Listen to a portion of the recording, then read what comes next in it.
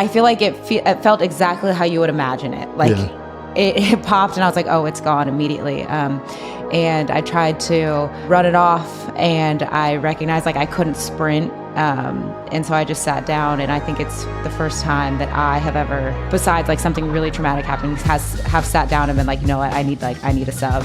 And got an MRI and they were like, it's not good. It doesn't look good. Don't call it a comeback. Lynn Williams is back. Right you are, Shazier. She had to take 10 months off from the NWSL and the USWNT from a hamstring injury last year, but her return has her stronger than ever. Plus, the NBA bubble is making a comeback, and what does Bronny James mean to USC basketball? From Wondery, I'm Ryan Shazier. Don't you ever say that the bubble is coming back. I don't want ever to have to deal with that again. Meantime, I'm Dave Damashek. And this is Don't Call It a Comeback. Don't call it a comeback. I've been waiting on this moment my whole life. Can't call it a comeback. Everybody to your feet, make arenas rise. Yeah, I'm saying from the left to right, we get it on tonight. We do it all, but we don't back down. Just give me one shot, one chance, I'ma take it. Fixing up the game, but these records I keep on breaking.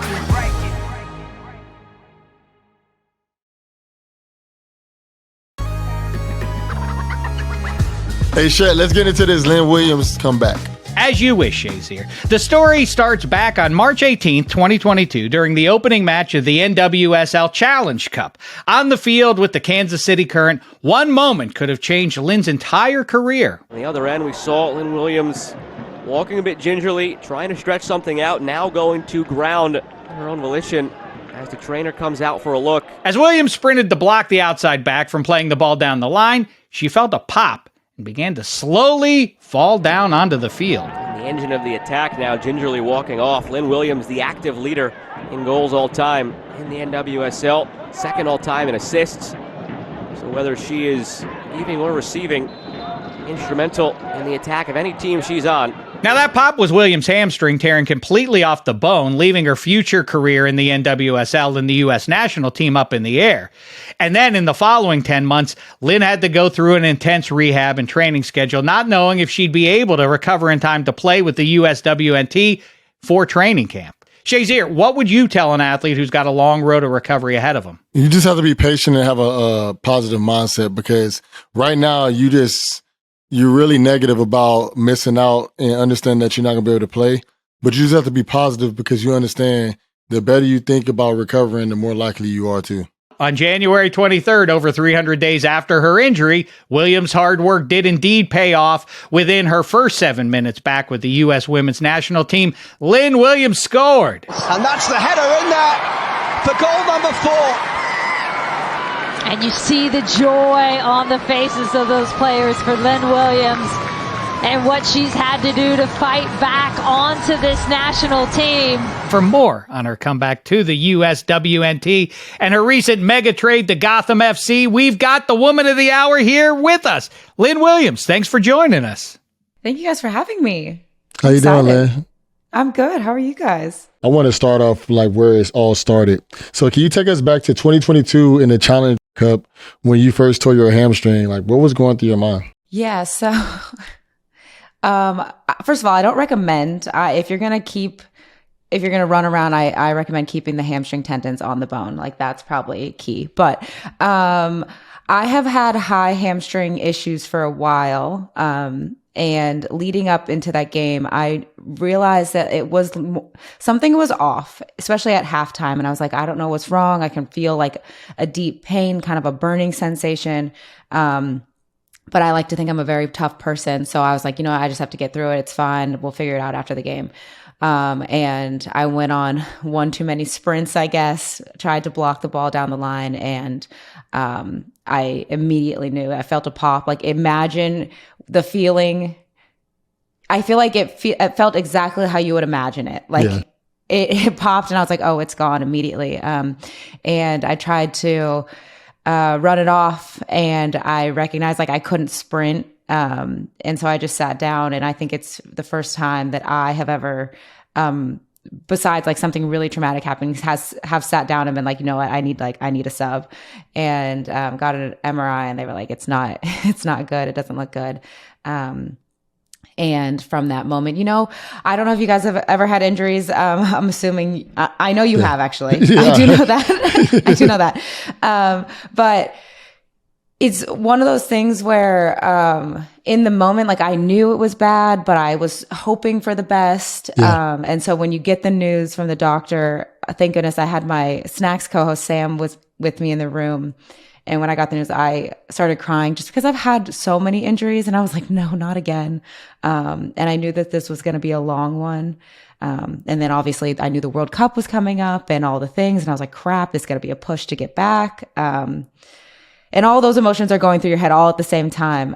But then once I got out of that office and I called my parents and I called my boyfriend, and I was like, all right, here we go. I've already been on this journey before. I can do it again. It's so crazy because I actually, I had a grade 3, so I didn't tear it all the way off the bone, but I had a grade 3 hamstring, and through my whole career, I've had hamstring issues as well. So like my teammates always thought I was kind of not faking, but every single time we'll have training camp, I would pull my hamstring. Every single time I'll pull it or tear it. Every single time. So it's like, so coach would be like, like today we're not even having Ryan do these drills because we already know what's going to happen. But how did you cope with missing your sport for 10 months?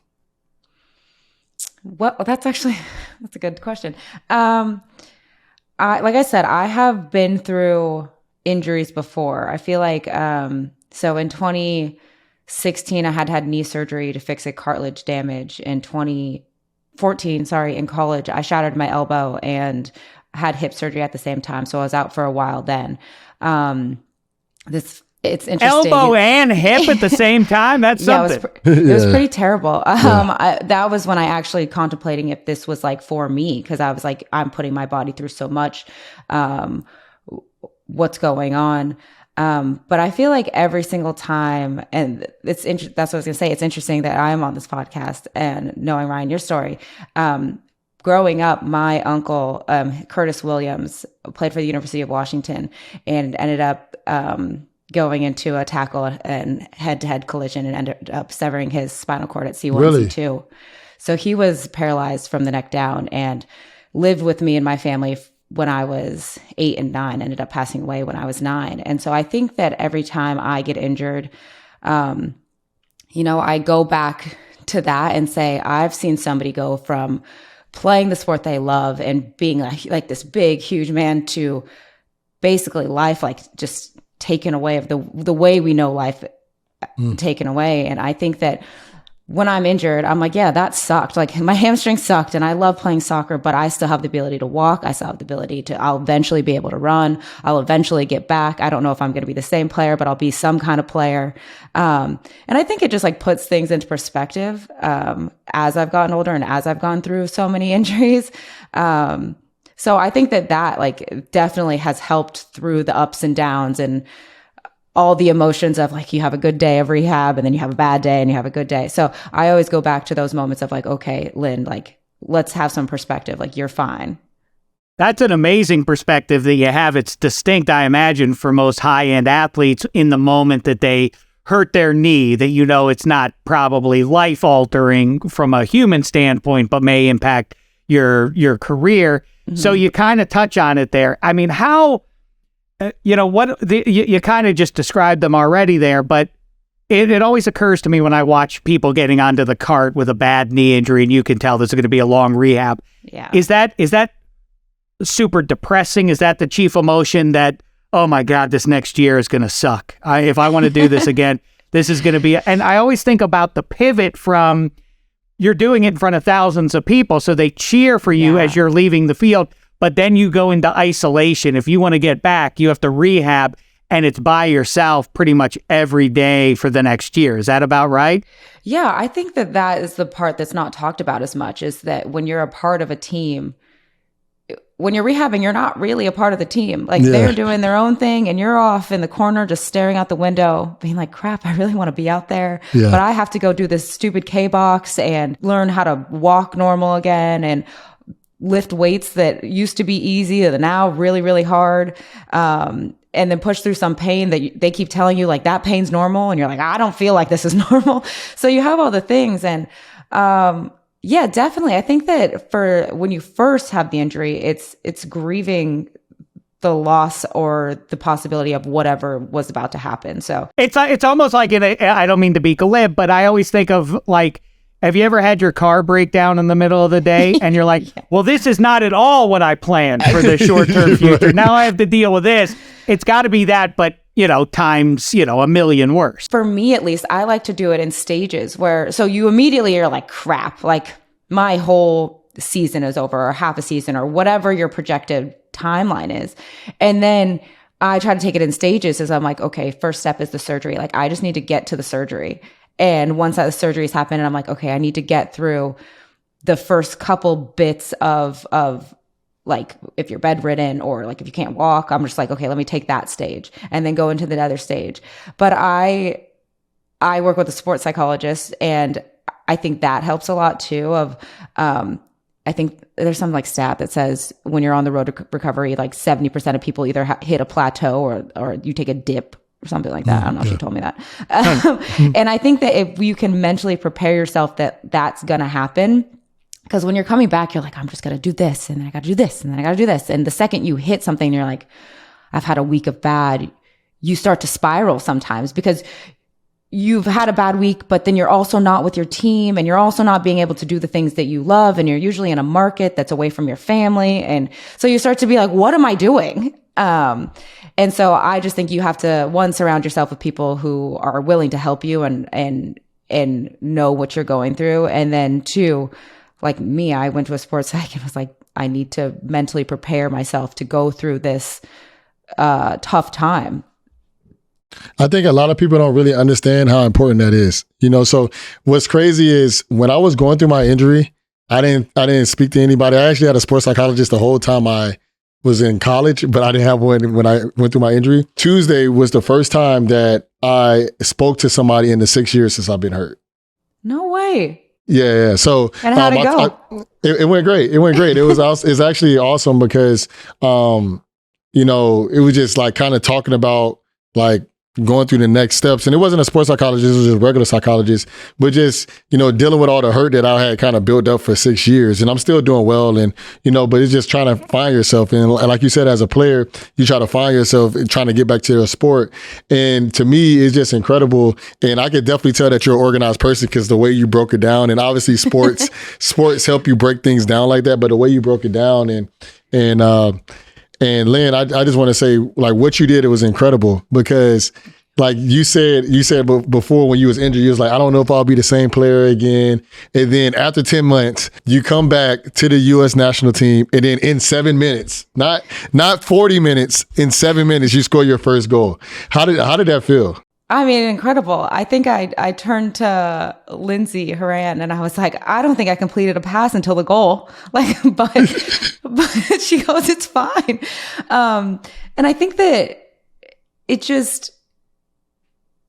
honestly, like, it's like such a good feeling because you're like, I've worked so hard for this. Like, I have been grinding. And like, it's hard work. There's days where, normally you're up before everybody because you got to get your training in because when everybody starts coming in, they're focused. So you get up early, you go in to do your work, and then you're the last one there because you have to finish last. So your day is so long and you're not with the team ever. So you're just like, when is this ever going to end?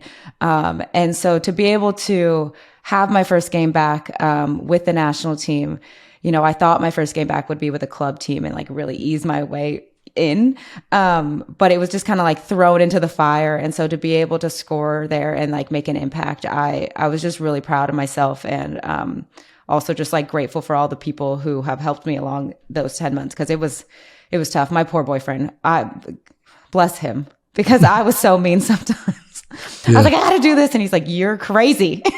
Are you self-aware? Are you aware of enough? Because so often when people reach the peak of the mountain, winning a title or whatever, like, what's it feel like? It hasn't set in yet for me. This is something like a movie that you're out for a year, then you come back in and you immediately score a goal. Are you lucid in the moment? Like, this is crazy. They might make a movie out of me, and this is the final scene.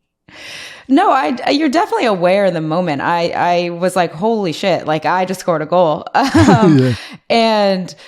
but then I'm like, okay, I got to keep playing and I got to keep growing. I think that the beauty and also like, I guess the hindrance of athletes is we always want to grow. So we're never comfortable. And so even in those moments, like you have to celebrate them, but then the past is the past. Like you got to move on. And I'm like, there's still the rest of the game to be played. I still didn't really play that great. I just happened to score. So I think in the moment I smiled and I was like, that's awesome. Afterwards I was texting all my family, obviously. And then I quickly was like, well, we have another game to play and I need to make sure I'm starting to get back to Lynn more. Cause you get cleared and you start playing, but you're not you yet. Yeah. So that's how I felt. I was like, this is amazing. This is incredible, but I'm not me.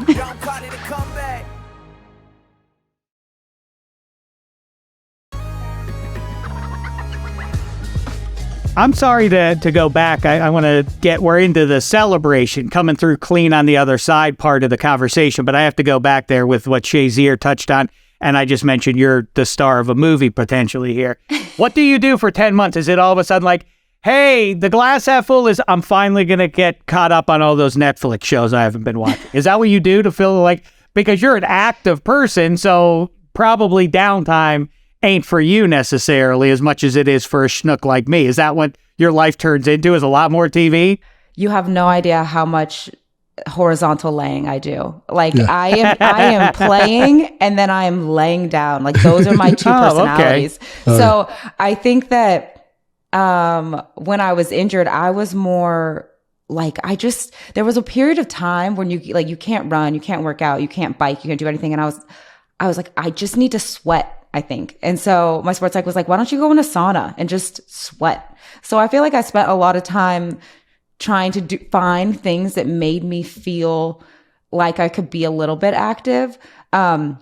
Because like, I watched a lot of shows, but I watch a lot of shows anyways. So I was like, what are things I can do to make myself feel either a part of the team or like a little bit normal? And a lot of that was just like, okay, let me stretch my other leg and let me go in the sauna and get outside. I think just like seeing the sun and not, cocooning myself and isolating myself even more than I already was really key. And then unfortunately, my friend Sam Mewis, like I said, who does the podcast with me, she was also going through a knee injury at the same time. So I think that we were able to really help each other through that. I don't want either of us to have to go through an injury, but I was really grateful that we were doing it at the same time. Are you thinking though, are you able to, like as a fan, when my team loses, I become resentful of the sport and I can't watch it for a little while? If my team goes out in the playoffs prematurely, I like, well, now I can't watch for another week or two out of spite. Are you able to watch your teammates and enjoy what they're doing, or is it too tough to watch with you not in the mix? No, I watch. I think that, well, one, on my club team, I went to all the games and you get to see things from up top and a different perspective, which was actually kind of nice, because then I could go into trainings, and when I was a little bit more active and able to be out there, I could say, look at this and look at blah, blah, blah. And I felt like I was like another tactical analysis.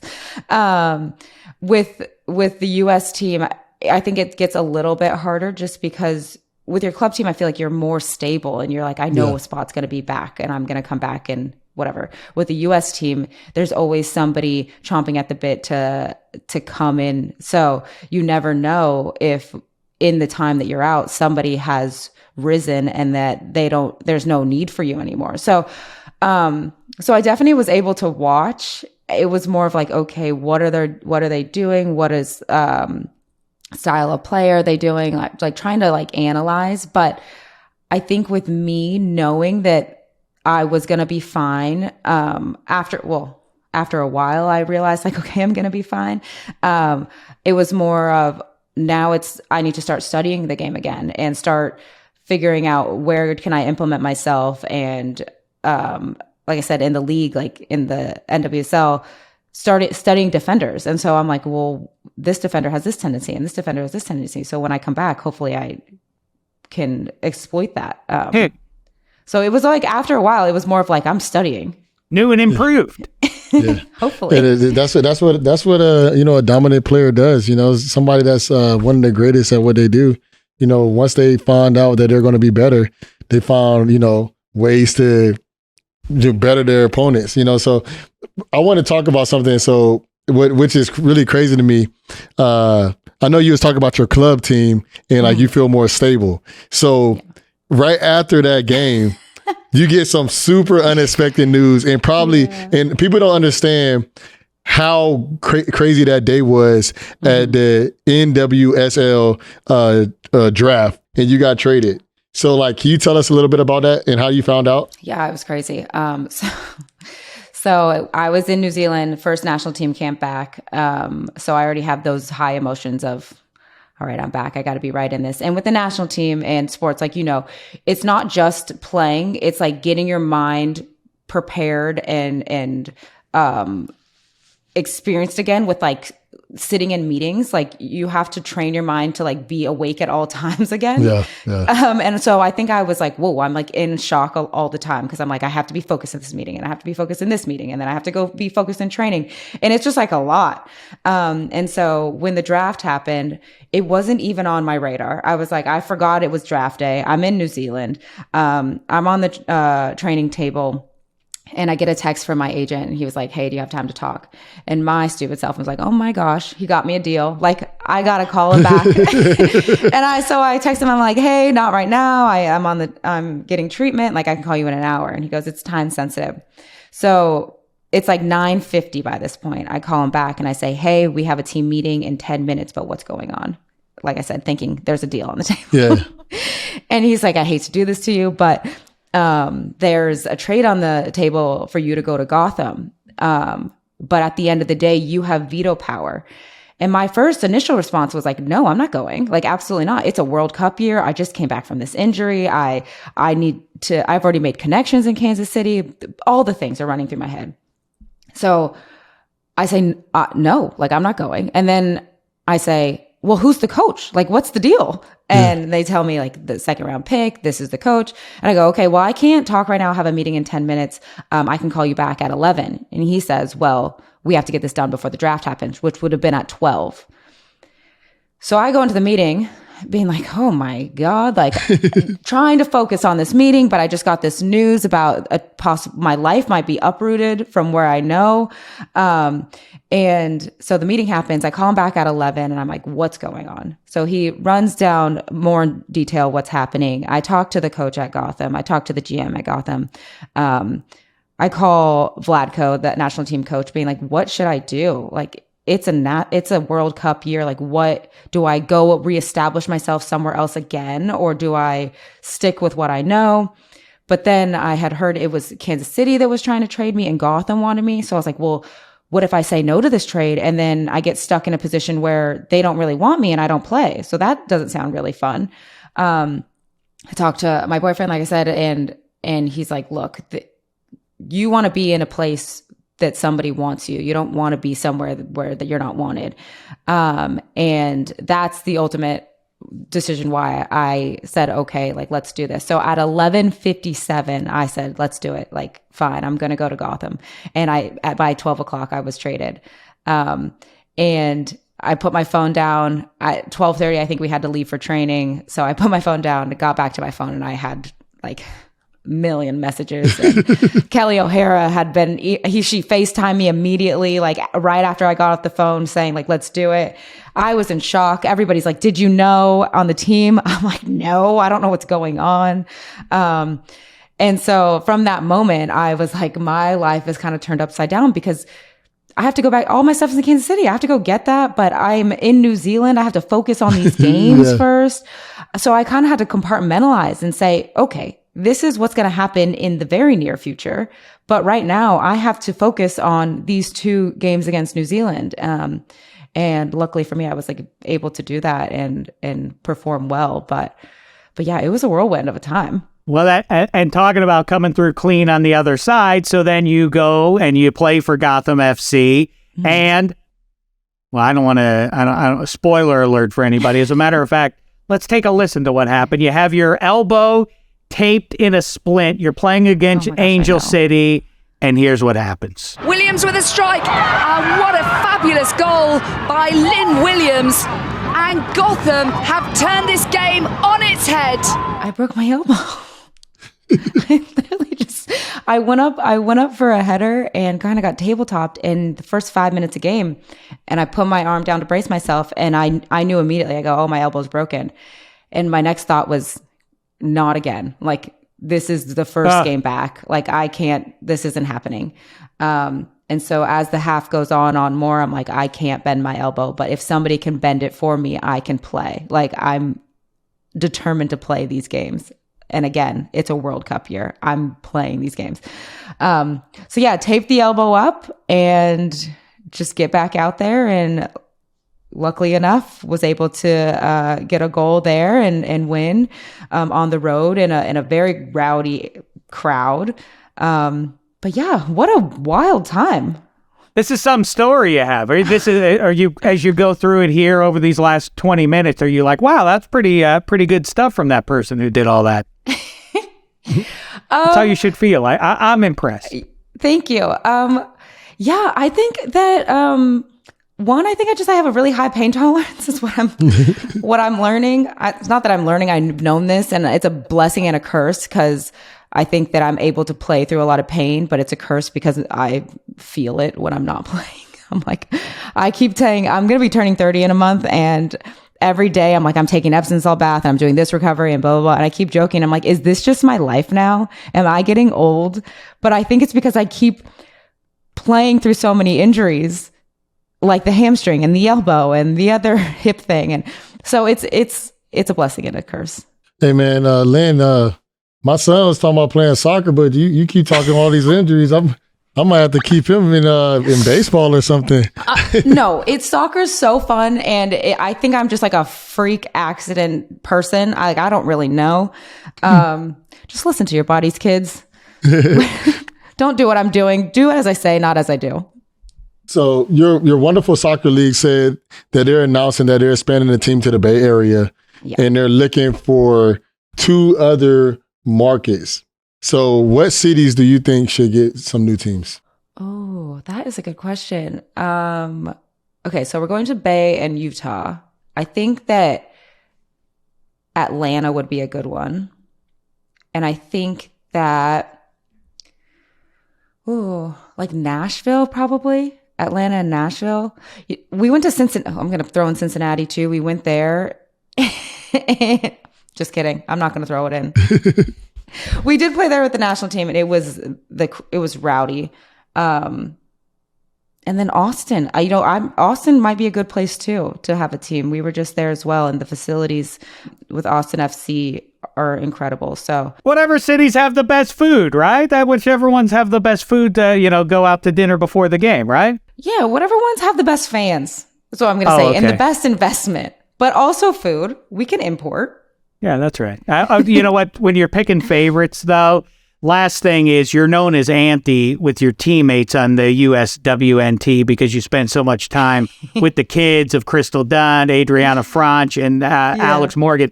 Who's the best kid? And who's your least favorite of the kids? Oh, I'm not answering that question. Absolutely not. I will say that Marcel is the smiliest kid. Okay. He smiles nonstop. But don't try to trap me. That means that's her favorite. No, that's not true. Do not try to trap me. Hey, it's an awesome story. We really appreciate the time, and congratulations on the comeback to this point, and we're excited to see the next chapter coming up. Thank you so much for having me.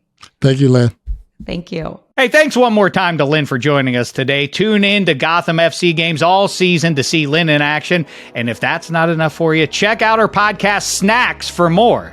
Now, which Disney movie has the greatest soundtrack? Shazier and I cast our votes. Up next.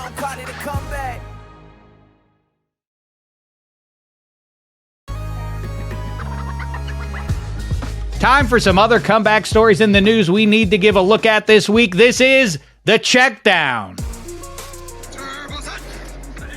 Hey, Shazier, you may have noticed the NBA Conference Final matchups are set, ready to roll, and they're the exact same matchups we had in the bubble back in 2020. Should the Lakers bubble ring count the same as a regular championship? See, I'll let her talk to you about this because to me, I definitely feel that it deserves the credit as any other championship because a lot of people say, hey, some players stepped up in that moment where others didn't. Like if you bring in like TJ Warren, but they didn't win the championship. The team that won the championship was the Los Angeles Lakers, and it was LeBron and it was AD in their squad with Rondo, and they had a solid squad. And if they were playing in the regular season, I could still see them winning the championship. I understood they had a little bit more time to rest because if it was the regular timing, some of the guys would not have been there. But I still think it matters. It still counts because at the end of the day, all of them are professionals. They're all getting paid. They're all in the same place. They all have the same, they all have to deal with the same variables. So to me, I feel like they definitely deserve that championship. And I hate when people try to pull it away from them. Hey, listen, everything that you just said is absolutely true, but I don't think this is an intellectual based decision. I think it just speak from the heart, Shazier. You know that it doesn't feel the same. It's a different thing. It's almost like a strike season. It doesn't count for as much in the record books. Yes. When you look back on LeBron's career, does that ring count just as much? Of course it does. But deep down, that bubble era, we leaned on it. We duped ourselves into believing, yeah, this counts just as much. But in hindsight, as well as I do, it doesn't feel quite the same and quite as important or valuable or otherwise, right? No, that's just you. To me, if it matters, just a championship is a championship. And I hate when people try to discredit when people win championships. They didn't have any control of it. And the league decided, hey, this is what we're going to do to still have a champion. We're going to still have a playoff. We're going to have a play-in. So, everybody didn't get to play as many games to allow more teams to come in and try to win a championship. They had a play-in. They did everything they needed to do. The play-in is still part of the game now. So that Laker team will probably beat some championship teams that were probably in the past before. So I don't see why people try to knock that championship just because they were all in Orlando in the bubble. I hear your noise. I think there were some percentage of guys that just didn't want to be there and they checked out physically. If not physically, then at least emotionally and otherwise. You're not checking out in the playoffs. People say that, but the people that really checked out, most of them they didn't have a legit chance to win the championship. Okay. Like I say, agree to disagree. Meantime, let's talk about the playoffs going right now. Continue to do that. We're through game 1 in the East, but let's get in the rearview mirror just a little bit, shall we? He struggled the first 6 games of the series, but then Jason Tatum closed out the Sixers.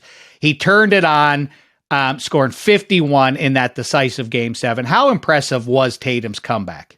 So I know that we're one game out, from that moment that Jason Tatum had when he was playing against the 76ers.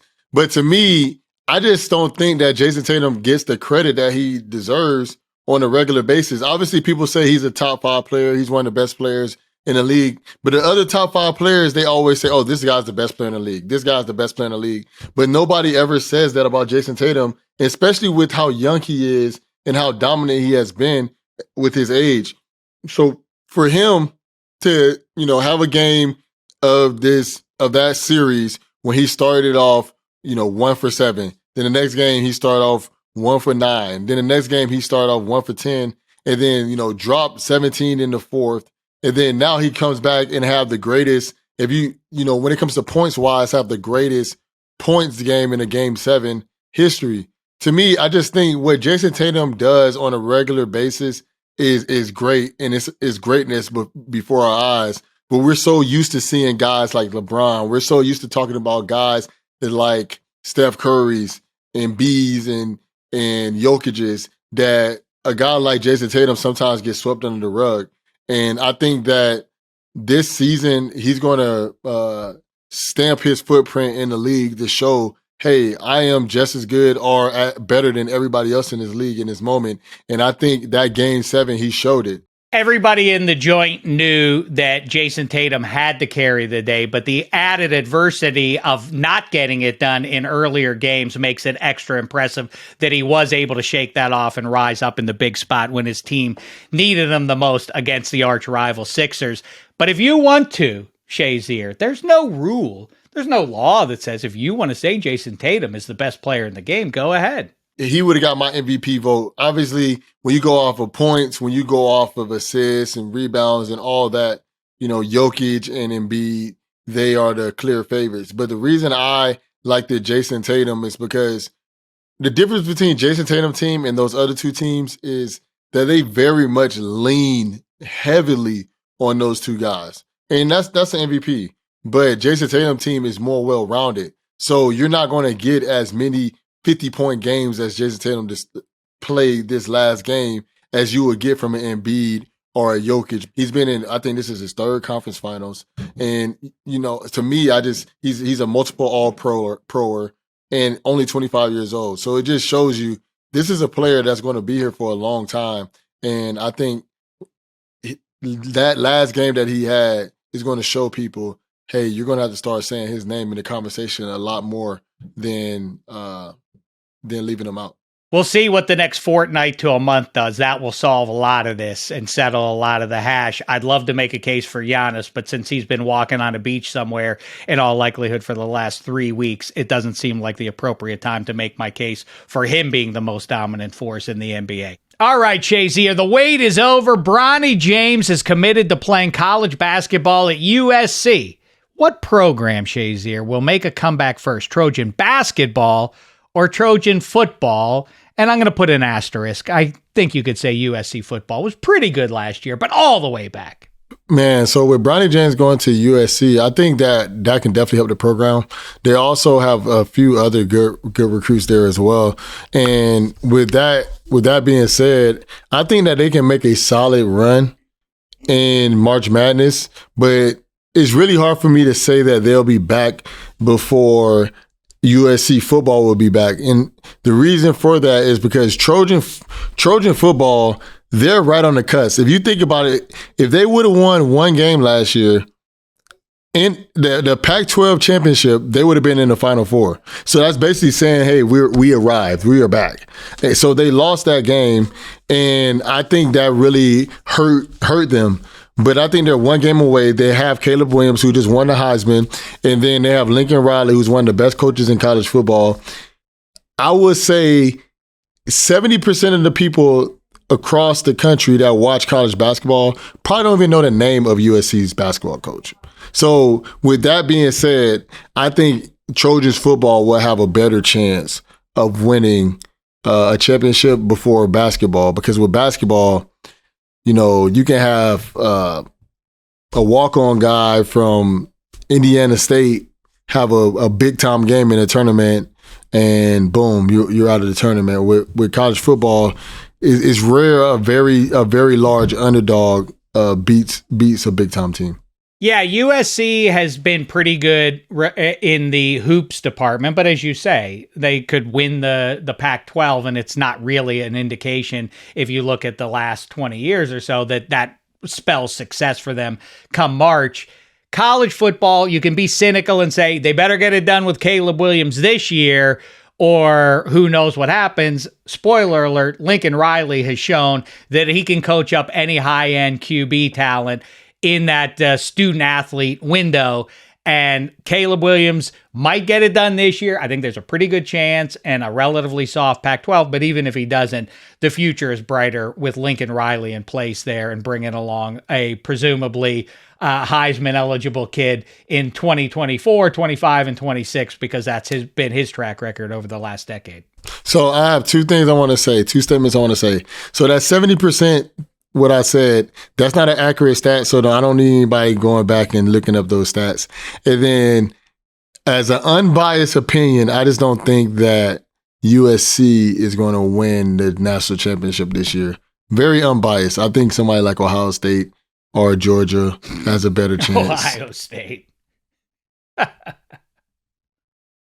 that's unbiased. No. You're an objective journalist, I think. Right? No. Oh, no, you're not. Meantime, let's focus on this. The Little Mermaid is making a comeback. The live action version is hitting theaters, or it did hit theaters last week. Shazier, which Disney musical has the greatest soundtrack? So I had actually thought about this a little bit. I remember at first I was saying Moana is very close. But to me, I'm going to have to go with Lion King.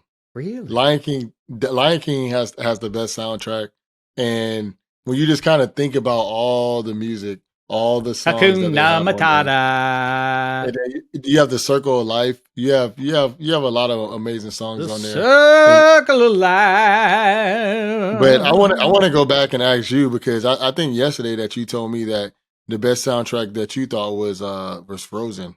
No. Don't put that on me. I didn't say Frozen. It is the highest profile one, and a lot of people will give it the awards and all of that. Moana is great with You're Welcome, and I can't think of. Well, listen, Moana has a great soundtrack, is the bottom line. The most underrated is Tangled, and that lines up neatly with the Rapunzel movie being the most underrated of all the Disney princess movies overall.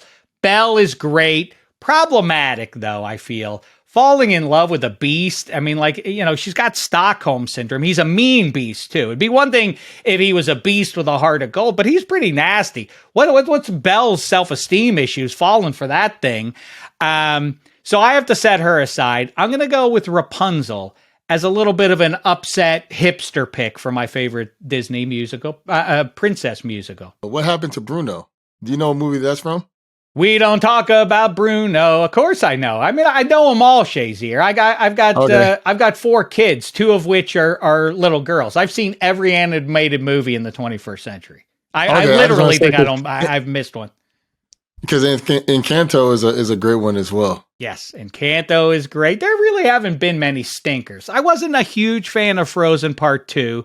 I'll go on the record with that. But for the most part, the product's pretty strong, right? I agree. You know what would be nice? Let's, maybe we could spin off into a new series where Shazier and Damashek sing duets of all the Disney films. What about that? Think about that. I want you to think about that. Take the week and do that, okay? I don't think that's a good idea. Well, I want you to think about it a little bit before you give a final answer, because for now, that's it for Don't Call It a Comeback. So I read a book, and in the book it says it takes people about 5 to 10 seconds to really think about something. They always say it takes more time, but it takes about 5 or 10 seconds. And I've already thought about it. So I'm just letting you know I'm not doing that. But hey, if you want to continue to follow us and rate us and review the show wherever you're listening at, check us out on YouTube on the Wondery channel, and make sure to hit the subscribe button so you don't miss an episode. See you all next week. Let it go. Let it go. Don't call it a comeback. I've been waiting on this moment my whole life. Can't call it a comeback. Everybody to your feet, make arenas rise. Yeah, I'm saying from the left to right, we get it on tonight. We do it all, but we don't back down. Just give me one shot, one chance, I'ma take it. Fixing up the game, but these records I keep on breaking.